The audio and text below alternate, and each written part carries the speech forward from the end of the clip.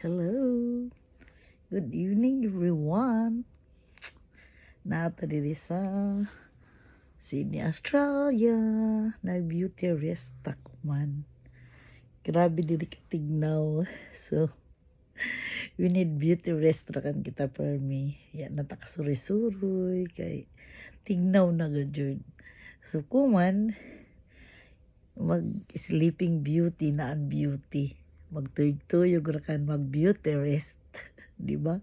Kahapit na mata mo uli sa Pilipinas. So, ato ra kan hudtod ang ato oras sa beauty rest. Di ba? Beauty rest ra kanta kay amo may ato takanhi na mag-rest. So, beauty rest kita. Always kita sa bed. Wang pa magpa-oraray. Di ba? Para iton relax ka radya, wag pa relax kay para pag uli back to work na sa back to reality lang pa sila na mag-work na sa. So kuman kibali mag beauty rest ta sa juta matuyog kay para healthy ta. Tapos pagkasilom mag treadmill ta. Tapos, mukaon kita ng healthy food. Mukaon kita ng gulay, prutas, isda, kasabtag karni kamay. Para ang beauty rest nato dili kon para healthy siya.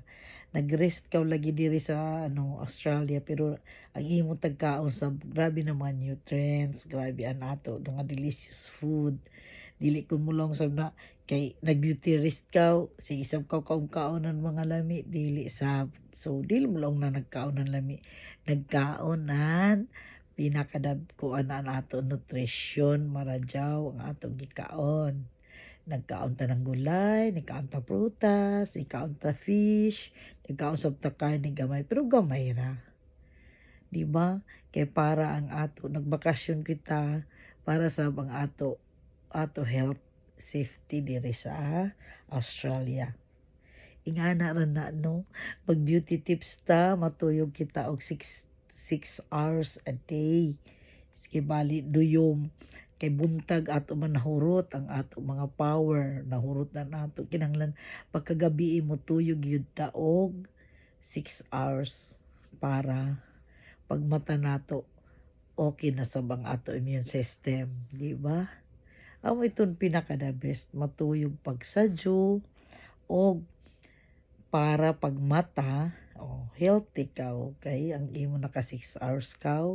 So maladyo kita sa sakit. Healthy kita na iton stay din sa ato world na ang ato lawas okay karadyaw, di ba?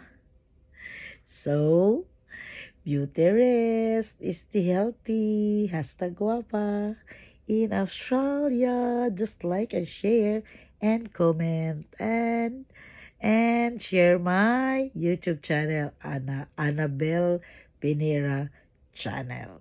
Bye. See ya. #guapa. Pauli na ta.